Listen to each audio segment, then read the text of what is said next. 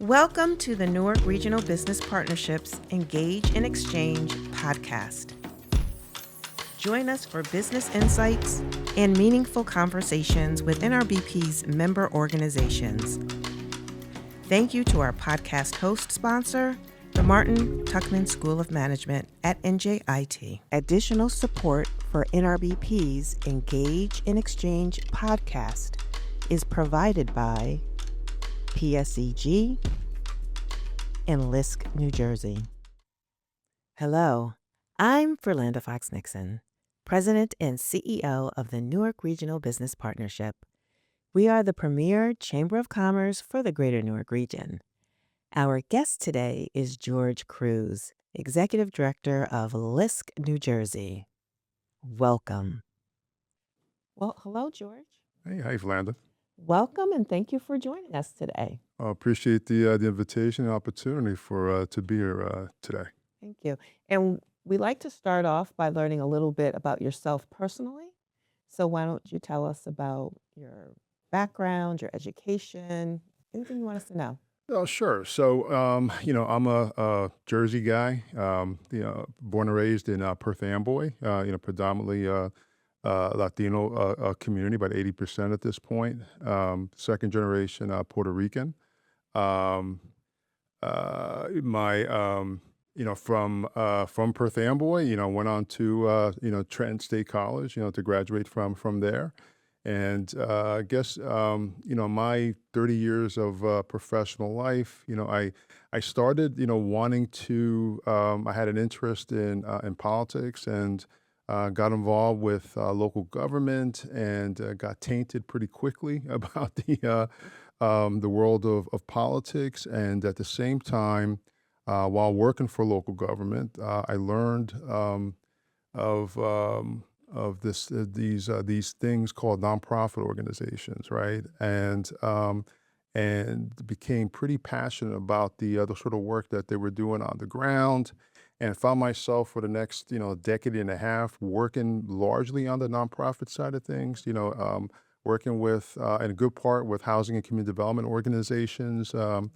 Moving from kind of mid to executive level positions, and the next 15 years or so, the next decade and a half, I found myself on the sort of the other side of the fence, working to provide resources, financial and otherwise, to those, for the most part, to those same sort of housing and community development organizations that are doing the work. Yeah, that's pretty much who I am. Okay. Yeah. And so now let's talk about LISC. So what do you want our audience to know about your organization? So, LISC is, pretty much we're we consider ourselves a bank for the underbanked. We started almost 50 years ago in New York City, started by and initially incubated by the Ford Foundation as to serve as one of the financial responders to the anti-poverty and civil rights movement of our prior generation.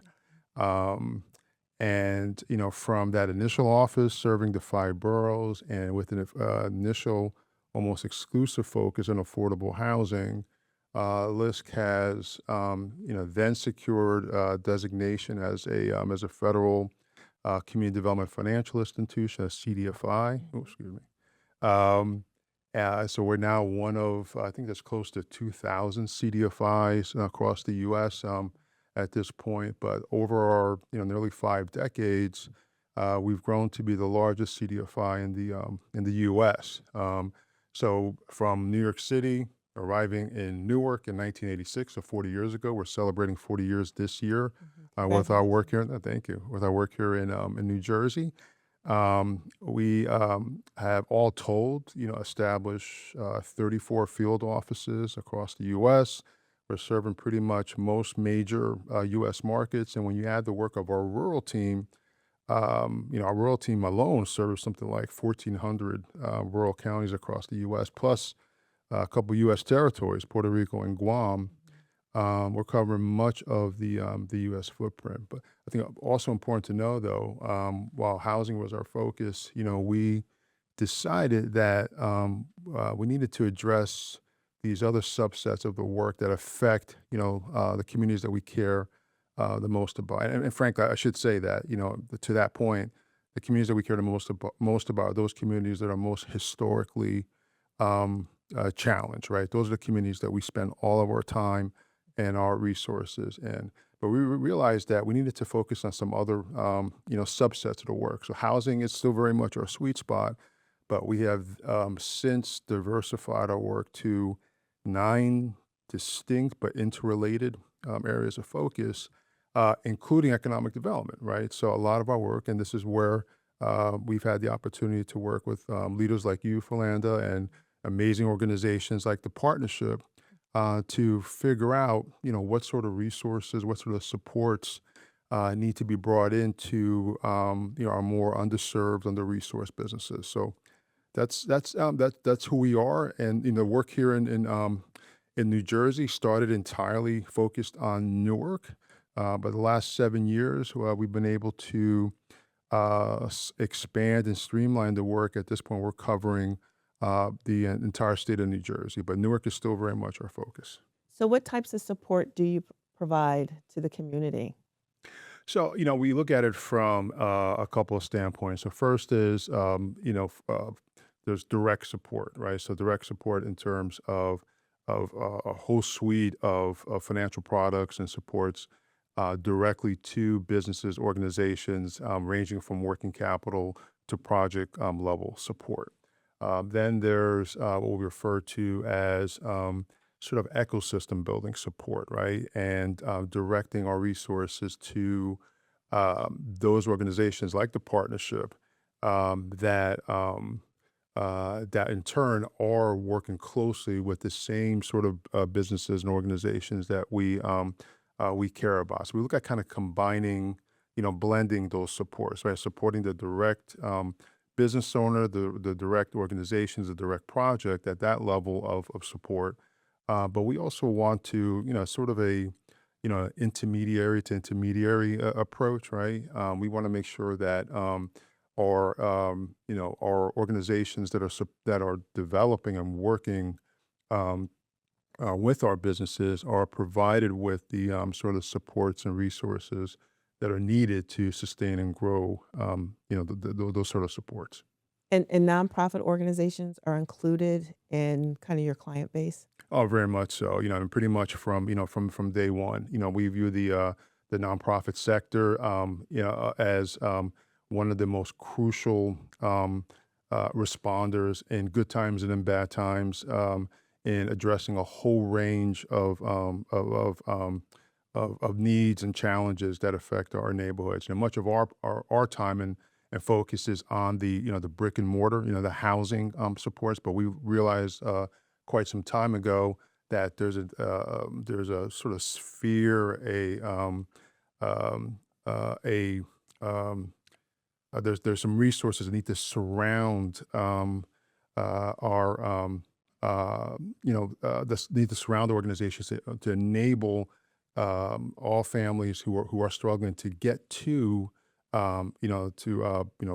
renting and buying a home. So that includes income and wealth building supports. That includes childcare, that includes healthcare.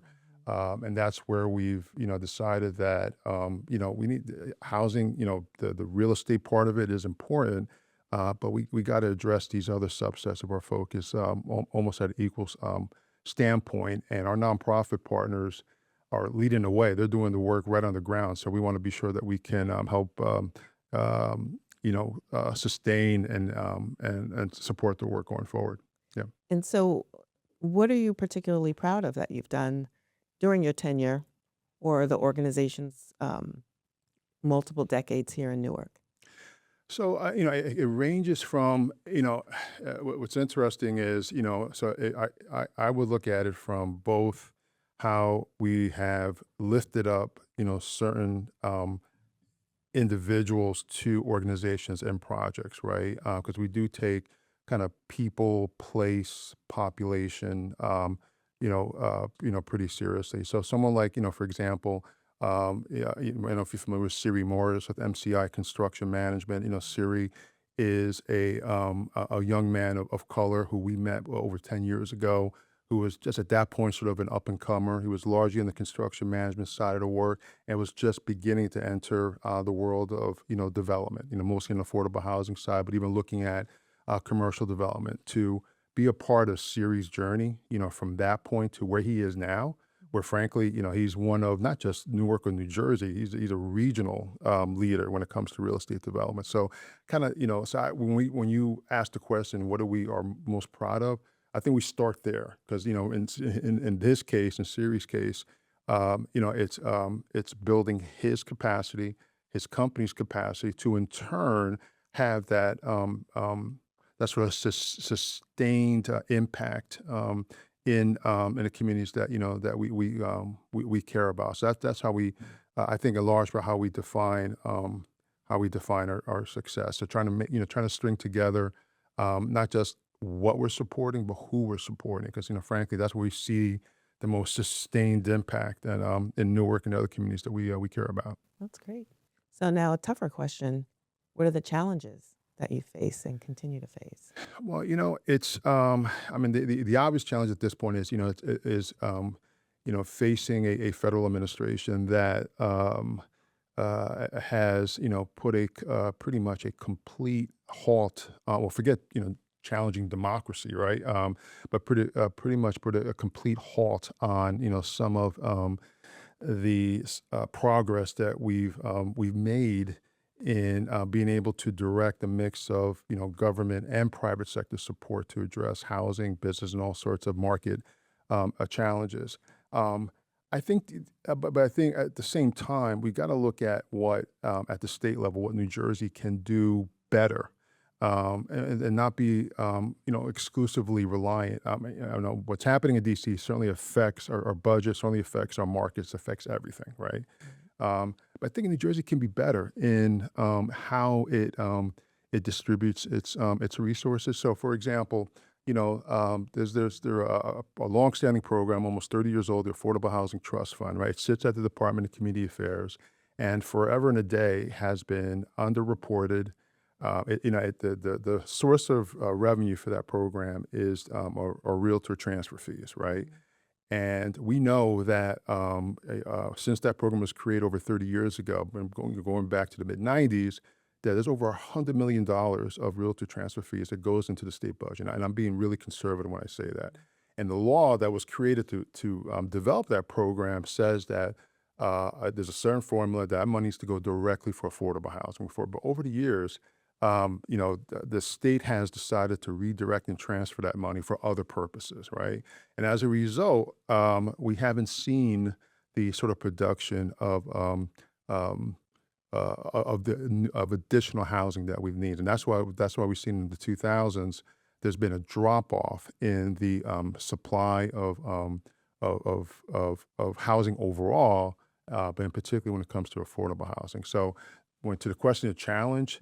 To me, there's one word that I would best use is supply, right? So not just supply of more real estate, more housing, but supply of political will, supply of political execution, because we do have, good laws, good funding on the books, but it does require, real political will to take what's in law, what's on paper, and to execute and make it a reality. So those are sort of challenges that that we're seeing, and hoping working with the new governor, the new leadership, and I think it's promising. Governor Sherrill is showing that there's an interest in looking at how government can do things differently.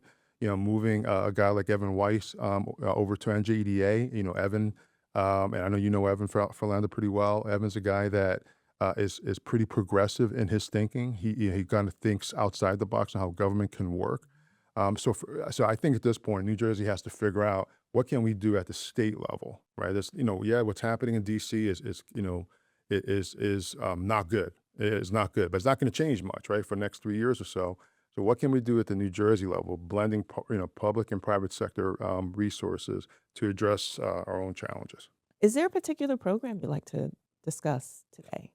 Well, I think as a way to illustrate how the public and private sector can work together, and particularly at the local level, for I guess about 6 months or so, we've been working with actually a fellow member of the partnership, the GNEC, to work with those communities that have active urban enterprise zone designations, UEZ designations, right? A longstanding program here in New Jersey that allows a redirection of taxes into certain designated areas within those participating communities. So what we've done is been able to access UEZ funding and establish local micro lending programs. So LISC is serving as the fund manager, as the fiscal agent, and as the capital leverager. So our job is to take for $1 of UEZ funding that goes into the program, our job is to leverage and raise another $2 to $3, right? GNEC is doing the real heavy lifting. They're on the ground, sourcing, originating, servicing the loan. So in Perth Amboy, just to give one particular illustration, if I can, is we started that program on January 23rd of this year. We went live with that program. $400,000 of UEZ funding was moved into this new microloan fund. In less than 6 weeks, all $400,000 was out the door, right? In 2 to 3 days, once we went live, we had nearly $3 million in applications that came in through GNEC's portal. And given how effective GNEC is in moving loans from intake to closing, the average closing of a loan was less than 30 days. Because we've learned that our business owners, it's not only the amount and type of capital that they need, it's the pace. They need money now, right? So in Perth Amboy's case, by March 13th, 6 weeks after the program went live, all $400,000 was out the door. So we just started a program in East Orange earlier this week, and looking at expanding into at least 4 additional communities later on in the year. And this is the sort of collaboration that we're hoping to enter into with other UEZ communities throughout the state. Okay, well, thank you for that. And as we close, we always like to ask our guests, why NRBP? So you're a member of the Newark Regional Business Partnership. Why? Because you guys rock, and I just be straight up. You guys rock, and we believe in your work. We believe in the sort of multiplier effect that you have, right? It's given the number of businesses and organizations that you support. We believe in the kind of cross-sector approach that you've taken, in terms of not just looking at the business, kind of for-profit corporate side of the things, looking at lifting up the nonprofit sector as a real viable, business sector that needs to be paid attention to and invested in. So we believe in you, Philanda, and your team, and that's very much why we're a member, and love to continue to contribute to the work. Well, great. Love that answer. Thank you for joining us. Well, thank you. Appreciate the opportunity. Thank you for joining us today. As always, I'd like to leave you with a quote. Failure is not the outcome. Failure is not trying. Don't be afraid to fail. By Sarah Blakely, founder of Spanx. Thank you for listening. Thank you for listening to NRBP's Engage and Exchange podcast.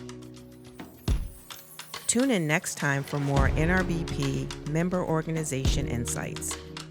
For more information about our organization, visit www.newarkrbp.org. Thank you again to our podcast host sponsor, the Martin Tuchman School of Management at NJIT. Additional support for NRBP's Engage and Exchange podcast is provided by PSEG and LISC New Jersey.